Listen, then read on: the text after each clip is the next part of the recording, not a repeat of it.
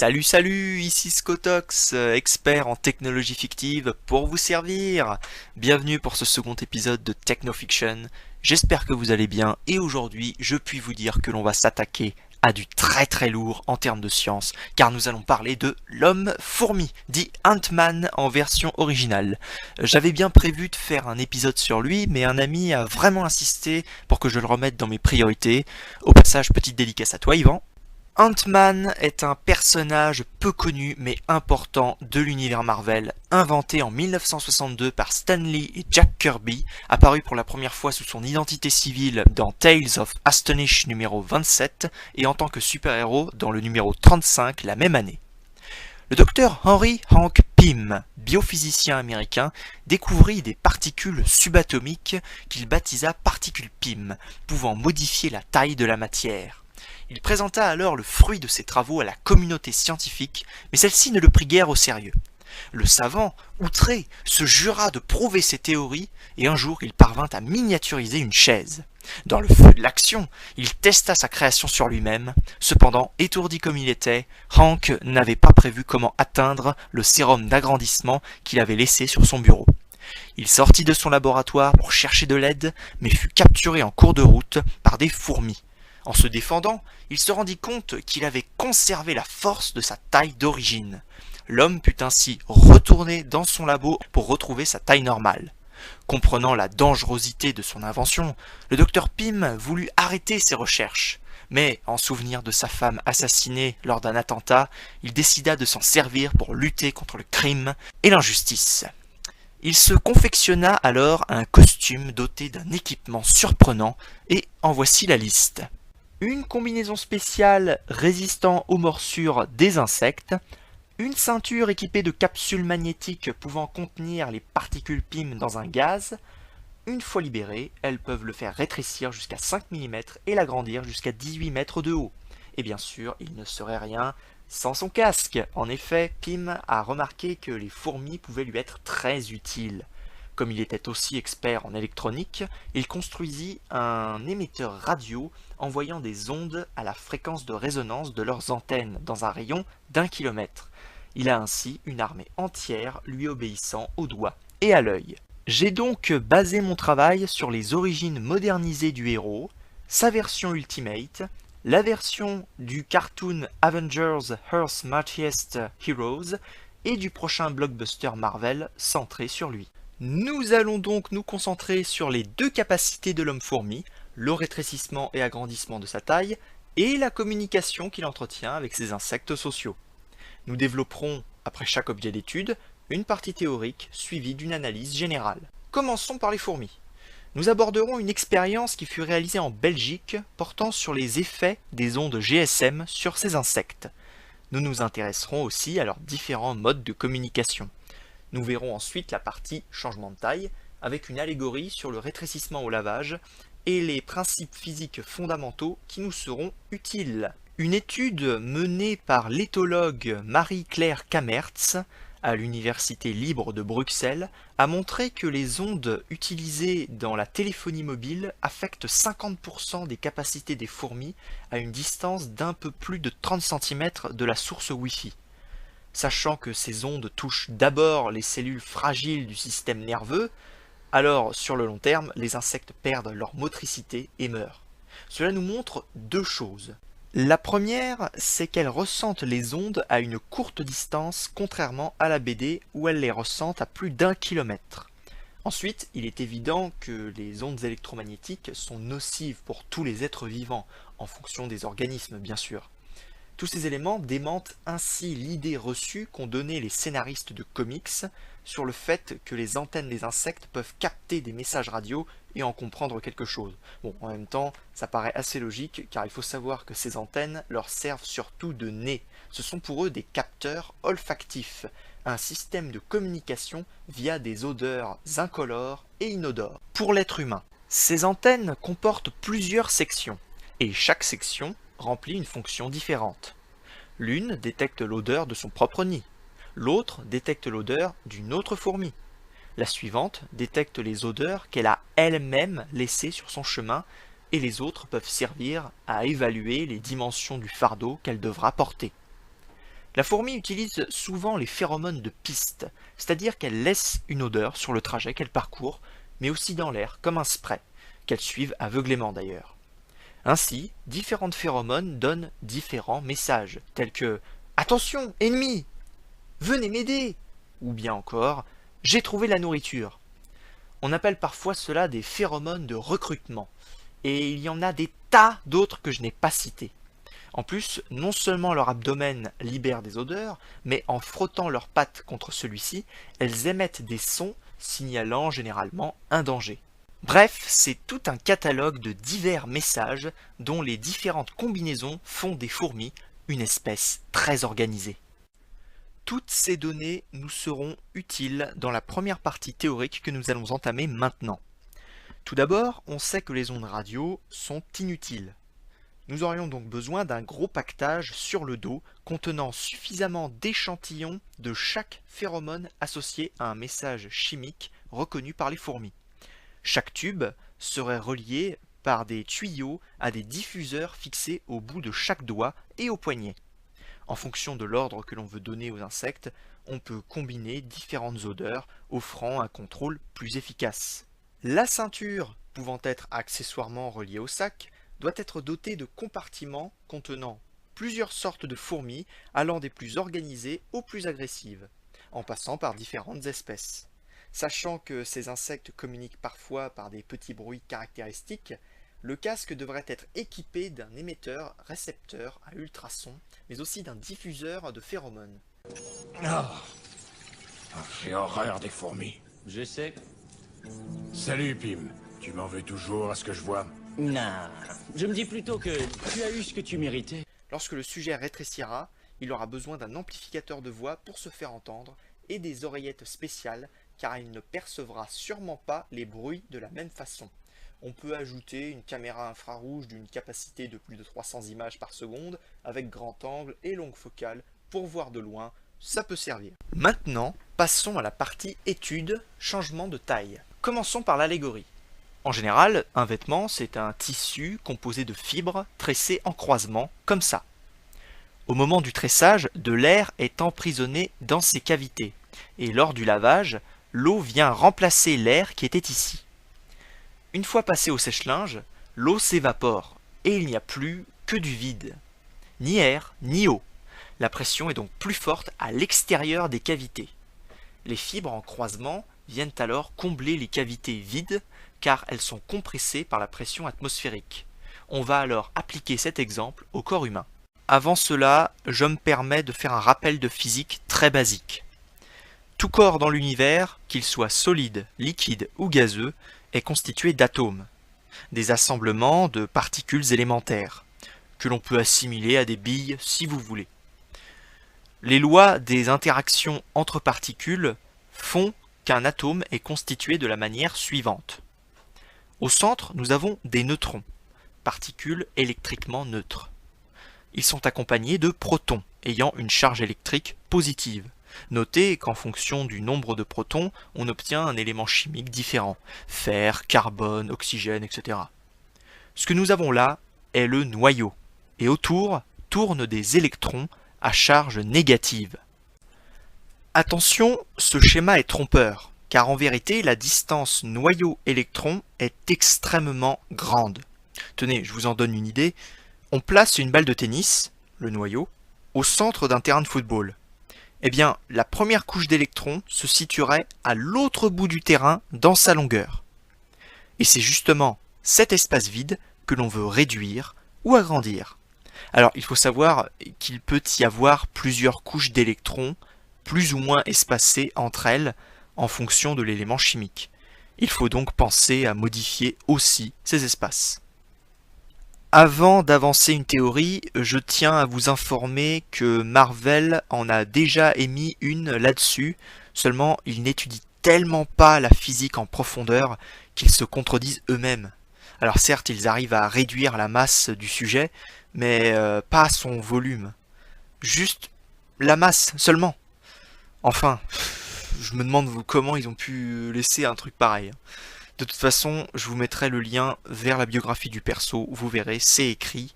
J'ai pas envie de perdre mon temps à vous l'expliquer en détail. J'ai donc deux théories. Soit nous aurions besoin de particules qui, une fois libérées, ciblent la surface des atomes et tournent autour d'eux tout en se rapprochant progressivement de leur centre.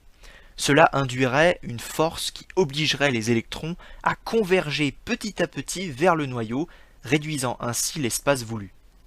Cependant, c'est assez dangereux car il y a un risque de fusion avec les protons, et puis cela permet uniquement de réduire la taille et non l'agrandir, or on veut les deux. C'est pourquoi je propose que ces particules PIM s'incrustent plutôt entre les couches électroniques. Ainsi, avec un système de manipulation pour cette substance, elle tire le noyau et les électrons pour les rapprocher l'un de l'autre, ou bien elle les pousse pour les éloigner. On a là la technologie parfaite pour modifier la taille d'un être humain. Après, il faut que l'effet soit assez homogène sur tout le corps, sinon on risque d'avoir de très gros problèmes. Enfin, si je vous ai perdu en cours de route, pas d'inquiétude, je vous offre un résumé condensé. Ça, c'est moi. J'ai une combinaison en polymère dernière génération qui me protège des morsures d'insectes, et je veux déplacer cette caisse-là, ici, sans effort.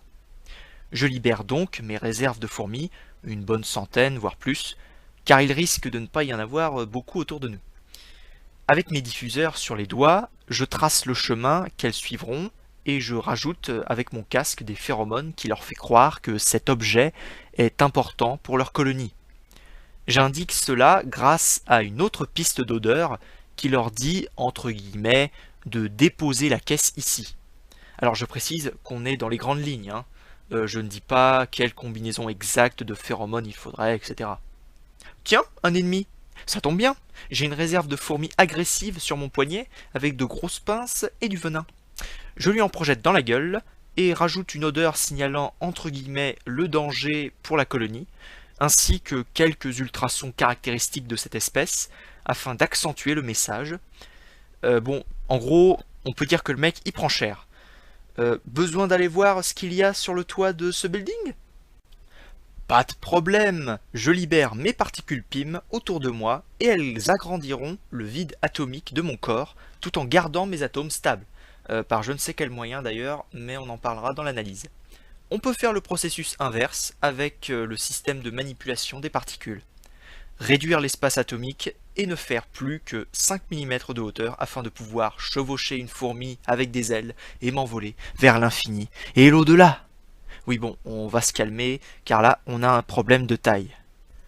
Il faut savoir que l'essentiel de la masse d'un atome se trouve dans son noyau. Certes, on varie la taille du vide atomique, mais cela ne modifie en rien sa masse. Seul le volume change. Alors comment se fait-il que la fourmi supporte notre poids par rapport au sien qui est très faible? Eh bien, elle peut pas normalement. Oui, nous avons déjà commencé la partie analyse et je vous propose donc une solution à ce problème. Voyez-vous, la matière possède une masse car elle interagit avec des bosons de Higgs. Oui, je sais, ça ne veut pas dire grand-chose, mais figurez-vous que si. Je vous explique. Le CERN, Conseil européen pour la recherche nucléaire, a découvert récemment une particule dont l'existence fut prédite il y a des années. Ainsi, il existe dans tout l'univers un champ de Higgs, des bosons qui virevoltent dans tous les sens et qui interagissent avec la matière. Or, voilà le principe. Plus une particule de matière interagit avec les bosons de Higgs, plus elle est massive. On peut assimiler ça à une piscine où un homme doit faire beaucoup de mouvements pour se déplacer, c'est la particule massive, et un poisson qui n'en fait pas beaucoup, mais qui se déplace pourtant aisément, c'est la particule légère. Et le champ de Higgs, c'est l'eau de la piscine. Il suffirait alors d'activer un genre de champ d'énergie réglable autour de nous, afin d'interagir plus ou moins avec le champ de Higgs. On peut donc chevaucher tranquillement notre fourmi avec des kilos en moins. Cependant, je rappelle que le fait de garder sa masse initiale tout en rétrécissant permet ainsi de conserver la force de sa taille originale. Nouvelle étape de notre analyse, les particules PIM en question.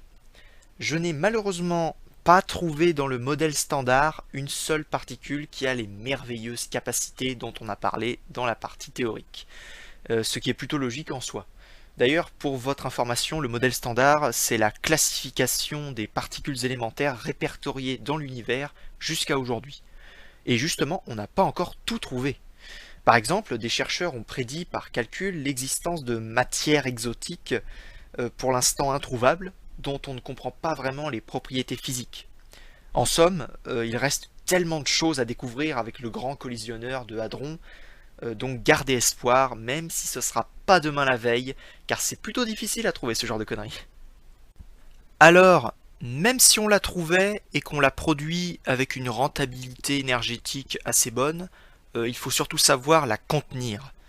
On pourrait la contenir dans un gaz magnétisé, un champ électrique, un champ électromagnétique ou merde, ce que vous voulez, parce que là, on entre dans des connaissances où seuls les physiciens nucléaires du CERN pourraient vous répondre. Un autre point important. En fonction des atomes, l'emplacement des couches électroniques est très clairement défini par des lois de mécanique quantique, presque impossibles à contourner. La seule manière de faire ça, c'est de fournir ou de reprendre la bonne quantité d'énergie à l'électron pour que soit il se barre en couille ailleurs, ou bien il revient un peu vers le noyau, mais ça s'arrête là. Je veux dire, ce sont des lois physiques qui sont extrêmement difficiles à transcender. C'est pourquoi la particule subatomique que l'on cherche risque d'être incroyablement rare et miraculeuse surtout. Par rapport au changement de taille, le mouvement des couches électroniques risque de changer les orbitales des électrons. Bon, en gros, ça risque de changer la forme extérieure de l'atome. Or, c'est à l'extérieur que se font les réactions chimiques avec les atomes de l'environnement. Et si elles sont modifiées, ça peut être dangereux, et franchement, j'ai rien trouvé contre ça. À vous de me donner une idée lumineuse dans les commentaires. Il faut impérativement que la particule PIM soit aussi légère que l'électron, c'est-à-dire de masse négligeable. Dans le cas contraire, c'est assez risqué de rétrécir tout en augmentant involontairement sa masse. À part ça, on risque aussi de ressentir différemment la pression atmosphérique si on est minuscule ou gigantesque. Je propose tout simplement de porter un masque à oxygène pour compenser les problèmes respiratoires liés à ça. Je propose aussi de modifier chimiquement les messages olfactifs des fourmis afin d'en avoir une gamme plus large et plus concentrée. Vous l'auriez remarqué, mais les fourmis ne risquent pas de réagir rapidement face à mes besoins de super-héros. Alors pourquoi ne pas se lancer dans l'élevage de fourmis génétiquement modifiées, force, vitesse et réflexe accrus avec une réaction plus efficace aux phéromones et au son. Un conseil, ne surtout pas les lâcher dans la nature, celle-là. D'ailleurs, pourquoi pas installer un récepteur de phéromones sur le casque afin de, entre guillemets, traduire ce que disent les fourmis. Ah, et juste pour vous parler un peu de mon brouillon, pour rétrécir, j'avais imaginé un champ électrique chargé négativement autour du sujet. Comme la surface de toute chose ne sont que des couches d'électrons, les mêmes signes électriques se repoussent, donc c'est logique. Seulement j'ai remarqué que ça compressait littéralement, mais genre littéralement, le sujet au lieu de le faire rétrécir. Bref, c'était une idée de merde. Enfin, pour conclure cette dure et longue analyse, je veux que vous gardiez en tête que ce ne sont que des théories spéculatives sans grande précision. Vous l'aviez compris, je n'en doute pas. Pour les applications, c'est très simple. Si on arrivait réellement à contrôler les fourmis, alors non seulement l'humanité serait aidée dans ses tâches quotidiennes, mais surtout un tel contrôle permettrait de se débarrasser des espèces invasives d'insectes qui fragilisent, voire détruisent des écosystèmes dans lesquels elles n'ont rien à y faire. La diminution du vide atomique va révolutionner les transports de marchandises. En rétrécissant celle-ci, le moyen de transport fait moins d'aller-retour et beaucoup d'économies d'énergie. Être minuscule peut être utile lors d'une opération chirurgicale afin de déloger une tumeur par exemple, à condition qu'une opération classique comporte plus de risques de tuer le patient. Lors d'une catastrophe naturelle, effondrement ou autre, être un géant peut permettre de soulever plus facilement les décombres pour sauver des vies. C'est très peu réaliste, j'en conviens, mais c'est une idée. Pour le domaine militaire, facile, prenez les applications que je viens de vous citer. Par contre, j'aimerais rajouter un autre exemple, on rétrécit une armée de soldats, on la met dans une boîte, on l'expédie dans le camp ennemi, elle reprend sa taille normale et bonjour le massacre. Plutôt efficace mais surtout flippant et inquiétant. Voilà, c'est fini. Et avant de vous quitter, je voulais vous dire que j'ai appris beaucoup de choses sur les fourmis lors de mes recherches. C'était très enrichissant et j'espère que vous avez appris des choses. Si vous saviez déjà tout ça, n'hésitez pas à partager votre savoir dans les commentaires. J'ai beaucoup galéré pour trouver le principe physique précis pour modifier le vide atomique et l'idée m'est venue dans un moment et un endroit où je ne m'y attendais pas du tout. Je vous mettrai dans la description des liens vers les extraits vidéo que je vous ai diffusés, vers les pages web où j'ai effectué mes recherches sur les fourmis et leur mode de communication, vers les pages web qui m'ont aidé sur mes recherches en physique nucléaire et vers quelques illustrations du docteur Hank Pym lui-même. Si vous voulez connaître un peu plus le personnage, je vous conseille de lire Ant-Man Season 1 de Tom DeFalco, un parfait point de départ, et aussi de lire la trilogie Ultimates de Mark Millar, une version très réaliste des Avengers, qui a reçu des critiques positives unanimes sur internet. Et je le confirme, hein, parce que même ceux qui ne sont pas branchés super-héros l'ont adoré, car il y a un vrai scénario derrière ça. Alors certes, il y a des combats entre le bien et le mal, dans un tiers de chaque volume, mais le reste est surtout concentré sur les relations entre les personnages en dehors de leurs actions héroïques. Et c'est ça qui est à la fois intéressant et réaliste. Vous l'aviez peut-être remarqué, mais j'ai pris du retard dans la réalisation de ce second épisode. Même pendant les vacances, j'ai d'autres trucs à faire, et durant les cours, c'est encore pire. Donc ne vous attendez pas à de la ponctualité de ma part. La diffusion de l'émission sera irrégulière, mais je vous donnerai toujours des dates de sortie comme point de repère. Le prochain numéro sera peut-être dispo début décembre ou mi-décembre 2014. Abonnez-vous, partagez, commentez, likez, n'hésitez pas.